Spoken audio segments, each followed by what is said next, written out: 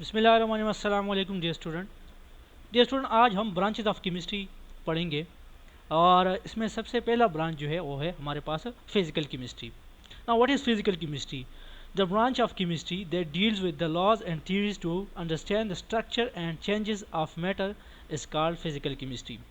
Physical chemistry हमारे पास chemistry की वो ब्रांच है जिसमें हम उन लॉज और थ्योरीज को पढ़ेंगे जो हमें किसी मैटर के स्ट्रक्चर के बारे में और उसमें जो चेंजेस होते हैं उनके बारे में जो है पढ़ते हैं कि हमारे पास जो है ये मैटर जो है इसका स्ट्रक्चर क्या है।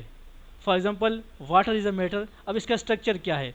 सो इसके से रिलेटेड जो लॉज और थ्योरीज है उसके बारे में पढ़ेंगे और जो इसमें चेंजेस होते रहते हैं इस मैटर में, तो उसके लिए जो लॉज और थ्योरीज है उसके बारे में स्टडी हम कहाँ करेंगे, वो हम फिज़िकल केमिस्ट्री में पढ़ेंगे। इसमें अमूमन हम स्टडी करते हैं स्ट्रक्चर ऑफ मैटर की और chemical bonding laws like Boyle's law, Charles law.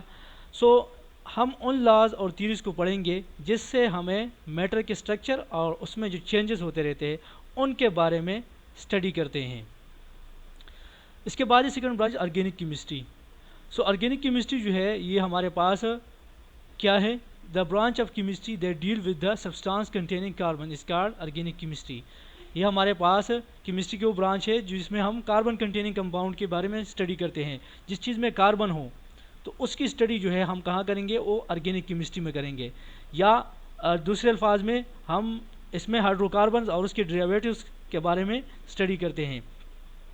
लेकिन आप लोगों ने एक बात याद रखनी है कि however some carbon compound such as carbon dioxide, carbon monoxide, carbonates, bicarbonates are studied in inorganic chemistry.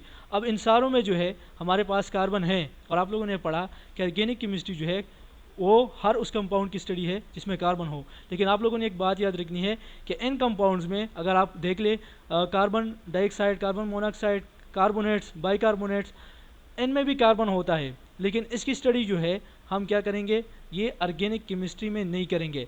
मासिवाय इनके हम हर उस कंपाउंड की स्टडी करेंगे ऑर्गेनिक केमिस्ट्री में जिसमें कार्बन हो, लेकिन मासिवाय एन के।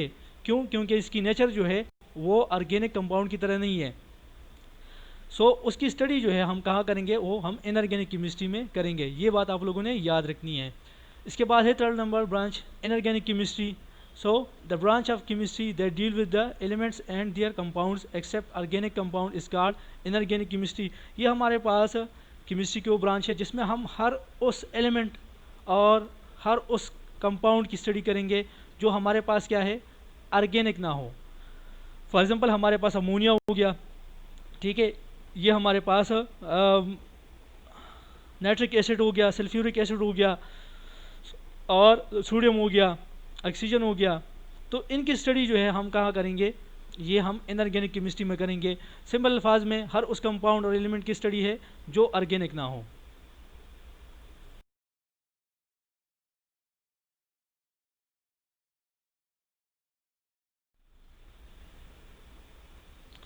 अब नेक्स्ट जो है हमारे पास है ब्रांच, वो है बायोकेमिस्ट्री। बायो कहते हैं लाइफ को, chemistry all about matter. So the branch of chemistry that deal with the physical and chemical changes that occur in living organism is called biochemistry. ये हमारे पास केमिस्ट्री की वो ब्रांच है जिसमें हम लिविंग बॉडी के अंदर जो फिजिकल और केमिकल चेंजेस होते रहते हैं उसके बारे में स्टडी हम करते हैं। तो वो हमारे पास क्या है, वो बायोकेमिस्ट्री है। तो इसमें हम उन कंपाउंड की स्टडी करते हैं जो लिविंग ऑर्गेनिज्म के बॉडी के अंदर हो, या बायोमोलिक्यूल की स्टडी करती हैं। जैसे कि हमारे पास बायोमोलिक्यूल में प्रोटीन हो गए, वाइटामिन हो गए, कार्बोहाइड्रेट्स हो गए। इनकी स्टडी जो है हम कहाँ करेंगे, ये हम बायोकेमिस्ट्री में करेंगे। इसके बाद है इंडस्ट्रियल केमिस्ट्री। अब नाम को आप देखें इंडस्ट्री, सो सिंपल अल्फाज में अगर इसको डिफाइन करना चाहूँ तो हमारे पास है the study of industry is called industrial chemistry. Now according to this definition, the branch of chemistry that deal with the methods and use of technology in large scale production of useful substances is called industrial chemistry। ये हमारे पास chemistry की वो branch है जिसमें हम उन तरीक़ों और उन टेक्नोलॉजी को यूज़ करेंगे जिस पे हम इंडस्ट्री में लार्ज स्केल पर, बड़े पैमाने पर जो है मुफीद सब्सटेंसेस, मुफीद चीज़ें बनाएं। तो ये हमारे पास क्या है, इंडस्ट्रियल केमिस्ट्री है। आपको ये बात पता है कि इंडस्ट्री में लार्ज स्केल पर चीज़ें बनती हैं। सो इसकी एग्जांपल अगर हम ले लें, हमारे पास प्लास्टिक इंडस्ट्री हो गया, सीमेंट इंडस्ट्री हो गया। सो सारे जो इंडस्ट्रीज़ है उसमें क्या होता है, लार्ज स्केल पे चीज़ें बनती हैं। सो इंडस्ट्री के बारे में पढ़ने को हम क्या कहेंगे, इंडस्ट्रियल केमिस्ट्री। नेक्स्ट जो है वो हमारे पास है न्यूक्लियर केमिस्ट्री। सो न्यूक्लियर केमिस्ट्री जो है, नाम से आप देखें, the study of nucleus is called nuclear chemistry. Now according to this definition, the branch of chemistry that deal with the changes that occur in atomic nuclei is called nuclear chemistry. अब इस branch में हम क्या करेंगे, किसी भी nucleus, atom के nucleus के बारे में हम मुकम्मल पढ़ेंगे कि उसमें जो है उसके अंदर जो पार्टिकल मौजूद है या उससे इमिशन या एब्जॉर्प्शन हो रहा है रेडिएशन की, जैसे कि हमारे पास जो है गेमा रेज हो गए, अल्फ़ा रेज हो गए, ठीक है, और फ्यूजन फिजन प्रोसेस जो होते रहते हैं न्यूक्लियस के अंदर, उनके बारे में जो है हम मुकम्मल न्यूक्लियर केमिस्ट्री में पढ़ेंगे।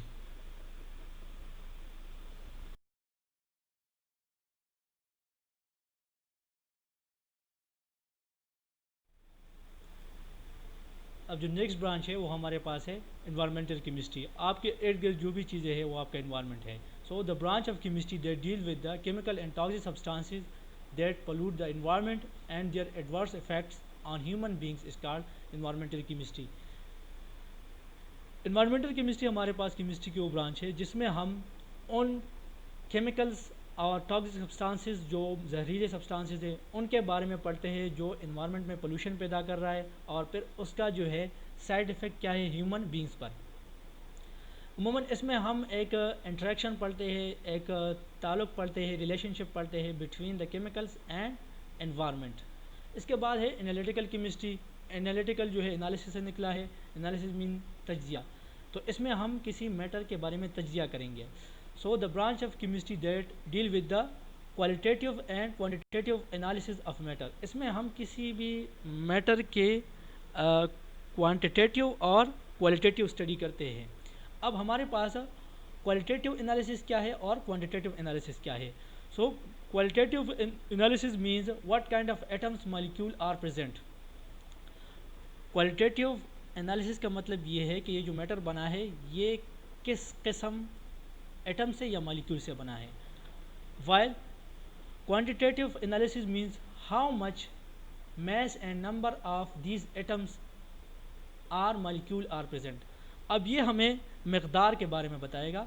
क्वांटिटेटिव एनालिसिस का मतलब है मकदार, कि इसमें जो है इस मैटर में कितना मकदार है इस एटम्स का या इस मॉलिक्यूल का। For example the qualitative analysis of water is that it is made of hydrogen and oxygen. अब ये जो है हमारे पास एक मैटर है वाटर। अब इसकी क्वालिटेटिव एनालिसिस ये है कि ये किस किस्म एटम से बना है, तो ये हमारे पास हाइड्रोजन और ऑक्सीजन से बना है।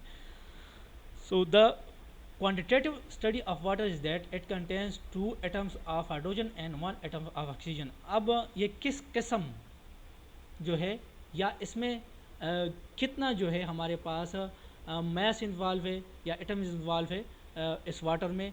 सो इसकी क्वांटिटेटिव स्टडी ये है कि हमारे पास वाटर मुश्तमिल है 2 एटम्स ऑफ हाइड्रोजन के और 1 एटम ऑफ ऑक्सीजन के। Okay, thanks. अस्सलाम वालेकुम।